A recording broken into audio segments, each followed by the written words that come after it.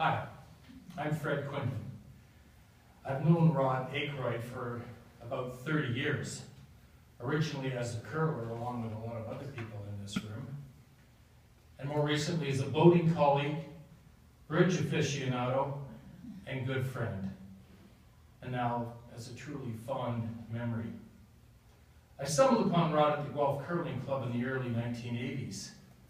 As a neophyte to the game, I had little to no credentials in the curling world. Rod tried so hard to set my curling career on a true course. Anyone who knows me will attest to the limited success he had at that objective. But he never gave up. Whenever we played together, he as a skipper and me as, well, the stern end of any team I was on. And at times he must have thought my compass was faulty, as I could not steer the course he had in mind for me. But he kept trying, patient, tolerant, and clearly knowledgeable.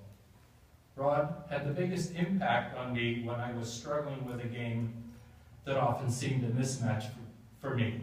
I'm not sure I ever thanked Rod for that. Thanks, Rod. I drifted away from curling for a few years in the mid-90s, but when I kidded another shot in 2000, Rod was there and continued to be a mentor. But as it turned out, Rod and I had an even more exciting connection than curling. Not possible, say the curlers in the house. What could be more adrenaline pumping than to slide down the ice on bad knees? Nothing, right? Wrong. No, sir. How can you beat the thrill of 2-meter waves, lightning, and an anchor that just will not set?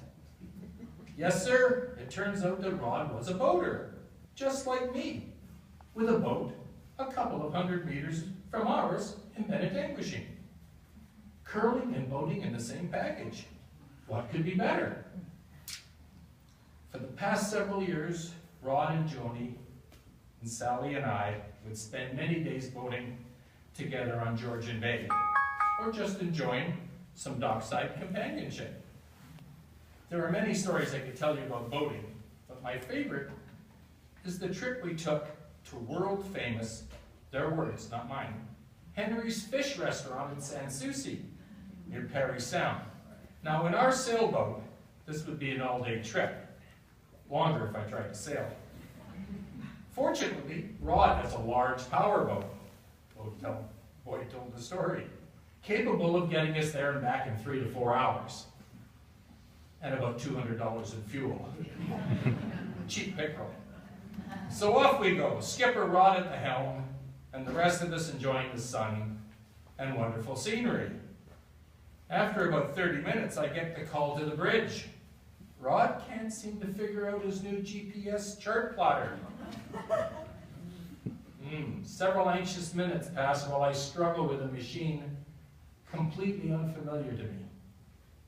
Eventually I figure out Rod has purchased a state-of-the-art GPS chart plotter, but does not have the state-of-the-art chart to go along with it. Where are we? In the middle of Georgian Bay, going through one of Georgian Bay's narrowest channels. No problem. Pull out the paper chart. Oops. Rod doesn't have that either. Of course. No problem. Rod is clearly a better curler than an amateur. Well, nice day, calm seas, limited local knowledge. What's to be done? Press on, of course. Can't miss a chance to eat at the world's best fish joint.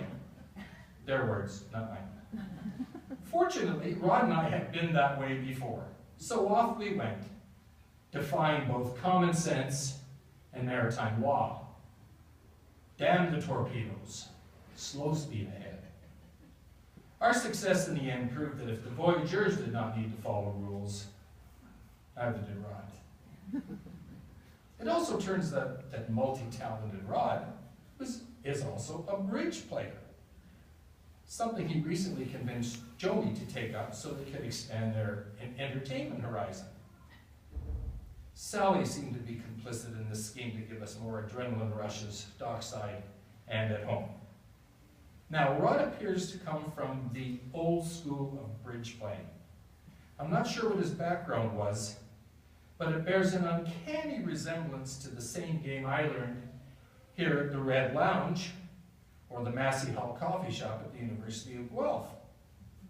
Now, since Rod was a couple of years ahead of me at the University of Guelph, this may have been his bridge alma mater too. By the way, Rod was in the original graduating class for the University of Guelph, the new graduating class, the new University of Guelph. Well, it seems that the bridge game that Rod learned long ago is not the way the game was being taught to Joni and Sally at the Guelph Bridge Club. There must have been times when the four of us were playing bridge that Rod wished we were back on the water, or the frozen water. Joni and Sally played the modern bridge game, the only game they knew. I had made a more or less successful transition to their game, but Rod was still stuck on the old style bridge. But, always patient and tolerant, he soldiered on, just as he had with me on the curling rink 30 years ago. Rod was a good man. I miss him already. Thanks, Rod.